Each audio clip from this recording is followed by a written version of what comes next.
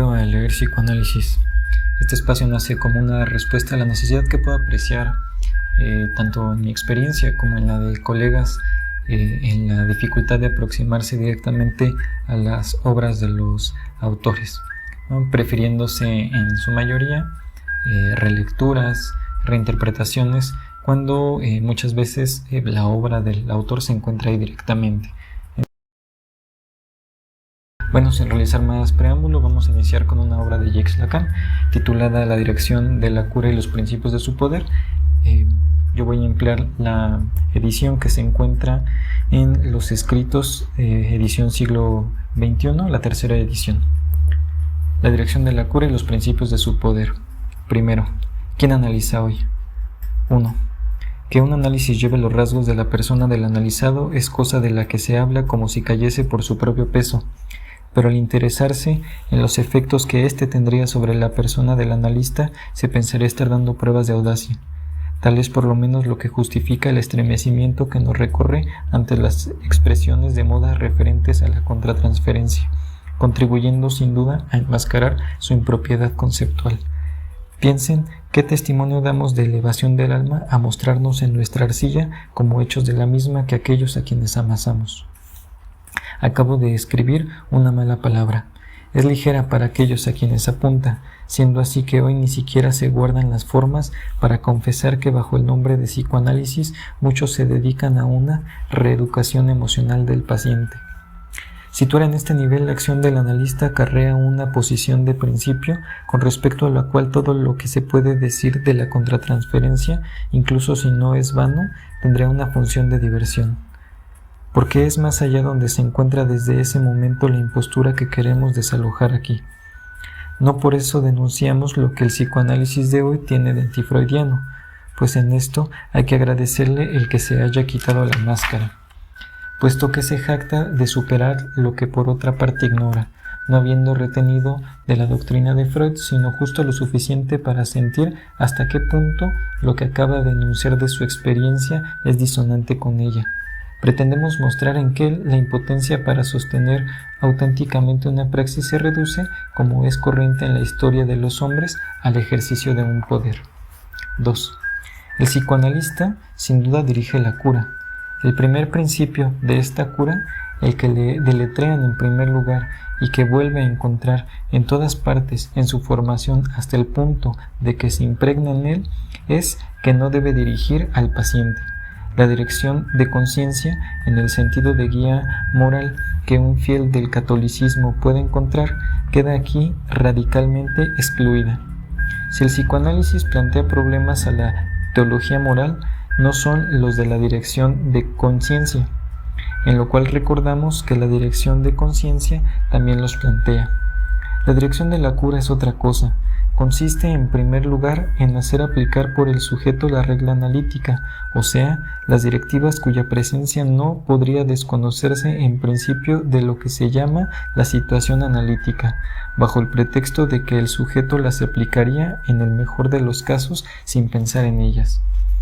Estas directivas están en una comunicación inicial planteadas bajo la forma de consignas de las cuales, por poco que el analista las comente, puede sostenerse que hasta las inflexiones de su enunciado servirán de vehículo a la doctrina que sobre ellas se ha hecho el analista en el punto de conciencia al que ésta ha llegado para él, lo cual no lo hace menos solidario de la enormidad de los prejuicios que en el paciente esperan en ese mismo lugar, según la idea que la difusión cultural le ha permitido formarse del procedimiento y de la finalidad de la empresa.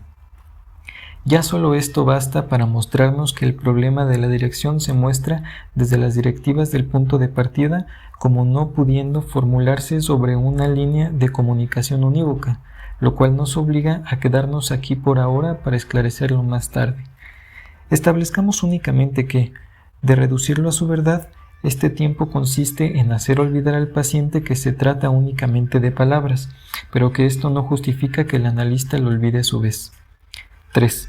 Además ya hemos anunciado que es por el lado del analista por donde pretendíamos abordar nuestro tema. Digamos que en el depósito de fondos de la empresa común, el paciente no está solo con sus dificultades para pagar su parte de la cuota. El analista también debe pagar. Pagar con palabras sin duda, si la transmutación que sufren por la operación analítica las eleva a su efecto de interpretación, pero también pagar con su persona, en cuanto que, diga lo que diga, la presta como soporte a los fenómenos singulares que el análisis ha descubierto en la transferencia. Olvidaremos que tiene que pagar con lo que hay de esencial en su juicio más íntimo para mezclarse en una acción que va al corazón del ser. ¿Sería él el único allí que queda fuera del juego? Que aquellos cuyos votos se dirigen hacia nuestras armas no se inquieten por mí, ante el pensamiento de que me ofrezco aquí una vez más a unos adversarios siempre felices de mandarme de vuelta a mi metafísica. Porque es en el seno de su pretensión de contentarse con la eficacia donde se levanta una afirmación como esta, que el analista cura menos por lo que dice y hace que por lo que es. Y a todo esto nadie al parecer pide razón de semejante afirmación a su autor, como tampoco se lo llama al pudor cuando, con una sonrisa fatigada dirigida hacia el ridículo al que se expone, es a la bondad, a la suya, a la que se remite para poner término a un debate sin salida sobre la neurosis de la transferencia. Pero ¿quién tendría la crueldad de interrogar al que se desdobla bajo el peso de la valija cuando su porte lleva claramente a adivinar que se está llena de ladrillos? Sin embargo, el ser es el ser, quien quiera que sea el que lo invoca, y tenemos derecho a preguntar qué viene a ser aquí. 4. Volveré pues a poner al analista en el banquillo, en la medida en que lo estoy yo mismo, para observar que está tanto menos seguro de su acción cuando que en ella está más interesado en su ser.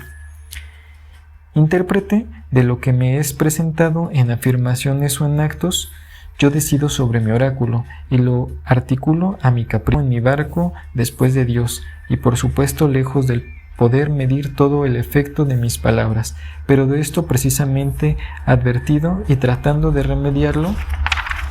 Dicho de otra manera, libre siempre del momento y del número, tanto como de la elección de mis intervenciones, hasta el punto de que parece que la regla haya sido ordenada toda ella para no estorbar en nada mi quehacer de ejecutante, a lo cual es correlativo el aspecto de material bajo el cual mi acción aquí toma lo que ella misma ha producido. 5. En cuanto al manejo de la transferencia, mi libertad en ella se encuentra por el contrario alienada por el desdoblamiento que sufre allí mi persona, y nadie ignora que es allí donde hay que buscar el secreto del análisis, lo cual no impide creer a algunos que han progresado gracias a esta docta afirmación que el psicoanálisis debe ser estudiado como una situación entre dos. Sin duda, se ponen condiciones que restringen sus movimientos, pero permanece el hecho de que la situación así concebida sirve para articular los principios de una domesticación del yo llamado débil, y por medio de un yo al que le gusta creer que por fuerza cumple ese proyecto, porque es fuerte. Que no se la emita sin algún azoramiento es cosa testiguada por arrepentimientos cuya torpeza impresiona, tales como el que precisa que no cede en cuanto a la exigencia de una curación por el interior. Pero esto no hace sino más significativa la comprobación de que el asentimiento del sujeto por su recordatorio en este pasaje no viene sino en segundo tiempo de un efecto primeramente impuesto. Estas desviaciones no las mostramos por nuestro gusto, sino más bien para hacer de sus escollos boyas de nuestra ruta. De hecho, todo analista experimenta siempre la transferencia en el asombro del efecto menos esperado de una relación entre dos que fuese como las otras. Se dice que tiene que componérselas allí ante un fenómeno del que no es responsable, y es conocida la insistencia que puso Freud en subrayar su espontaneidad en el paciente. Desde hace algún tiempo, los analistas, en las revisiones desgarradoras con que halagan nuestro paladar, insinuarían de buena gana que esa insistencia de la que durante tanto tiempo se hicieron baluartes traduciría en Freud alguna huida ante el compromiso que supone la noción de situación. Como se ve, estamos al día. pero es más bien la exaltación fácil de su gesto de arrojar los sentimientos, colocados bajo el capítulo de su contratransferencia en el platillo de una balanza que en la situación se equilibraría gracias a su pesada, la que da testimonio para nosotros de una desgracia de la conciencia correlativa de una dimisión a concebir la verdadera naturaleza de la transferencia.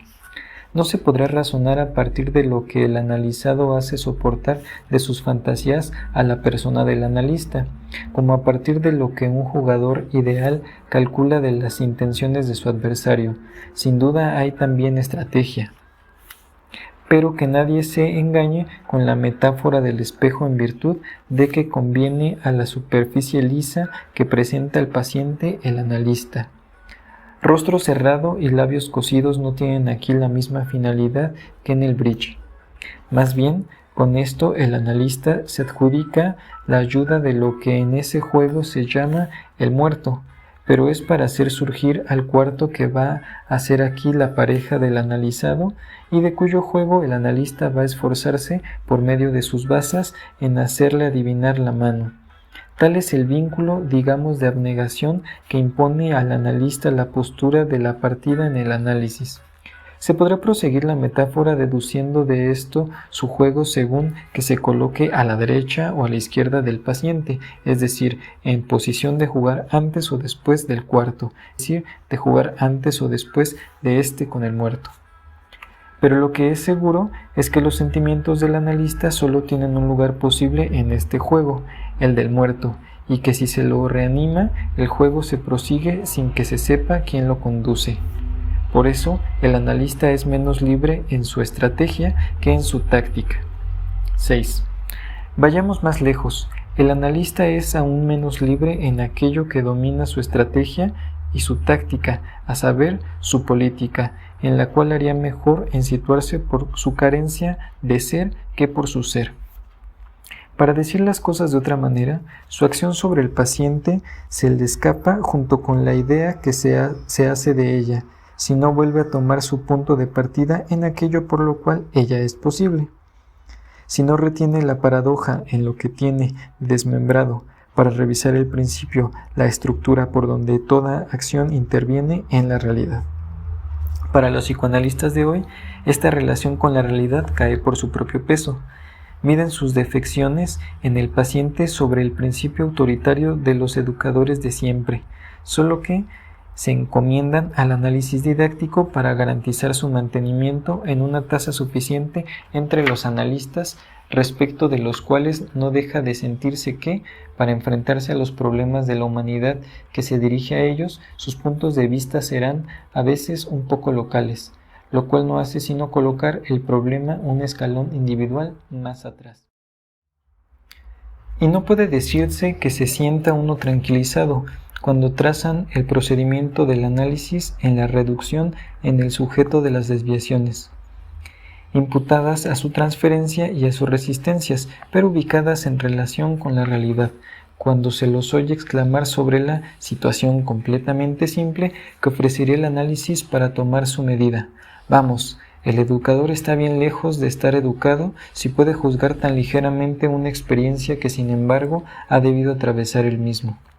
Se adivina por semejante apreciación que esos analistas habrían dado a esa experiencia otros sesgos si hubiesen tenido que confiar en su sentido de la realidad para inventarla ellos mismos, prioridad escabrosa de imaginar. Se lo sospecha un poco y por eso son tan quisquillosos en preservar sus formas.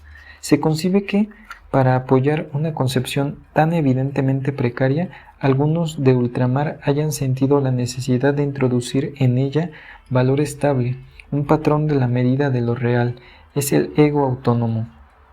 Es el conjunto que se supone organizado de las funciones más dispares para presentar su apoyo al sentimiento de lo innato del sujeto. Se lo considera autónomo por el hecho de que se supone que está al abrigo de los conflictos de la persona. Se reconoce aquí un espejismo trasnochado que la psicología de la introspección más académica había rechazado ya como insostenible. Esa regresión es celebrada, sin embargo, como un retorno al redil de la psicología general. Sea como sea, resuelve la cuestión del ser del analista. Un equipo de egos menos iguales, sin duda que autónomos, se ofrece a los norteamericanos para guiarlos hacia la happiness, sin perturbar las autonomías, egoístas o no, que recubren con sus esferas sin conflicto el American Way hacia ella. 7. Resumamos. Si el analista solo tuviese que vérselas con resistencias, lo pensaría 2 veces antes de hacer una interpretación, como en efecto es su caso, pero estaría a mano después de esa prudencia. Solo que esa interpretación, si él la da, va a ser recibida como proveniente de la persona que la transferencia supone que es. ¿Aceptará aprovecharse de ese error sobre la persona? La moral del análisis no lo contradice, a condición de que interprete ese efecto, a falta de lo cual el análisis se quedaría en una sugestión grosera. Posición indiscutible, excepto que es como proveniente del otro de la transferencia, como la palabra del analista será escuchada aún, y que la salida del sujeto fuera de la transferencia es pospuesta así ad infinitum. Es pues gracias a lo que el sujeto atribuye de ser al analista como es posible que una interpretación regrese al lugar desde donde puede tener alcance sobre la distribución de la respuesta. Pero aquí, ¿quién dirá lo que es el analista y lo que queda al pie del muro de la tarea de interpretar? Que se atreva a decirlo él mismo, si todo lo que tiene que respondernos es que es un hombre. Que lo tenga o no sería pues todo el asunto. Sin embargo, es allí donde vuelve grupas, no solo por la impudicia del misterio, sino porque en ese tener es del ser de lo que se trata y del cómo. Veremos más abajo que este cómo no es cómodo. Por eso, prefiere atenerse a su yo y a la realidad del cual conoce una parte, pero entonces ya lo tenemos en que si tú o que si yo con su paciente. ¿Cómo hacer si están con uñas fuera? Aquí es donde astutamente se recurre a las inteligencias que hay que tener en el lugar denominado para esta ocasión la parte sana del yo, la que piensa como nosotros. LCNDPP puede concluirse, lo cual nos devuelve al punto de partida, o sea, a reinventar el análisis, o a volverlo a hacer, tratando la transferencia como una forma particular de la resistencia. Muchos lo profesan. A ellos es a quienes hacemos la pregunta que da título a este capítulo. ¿Quién es el analista? ¿El que interpreta aprovechando la transferencia? ¿El que la analiza como resistencia? ¿O el que impone su idea de la realidad?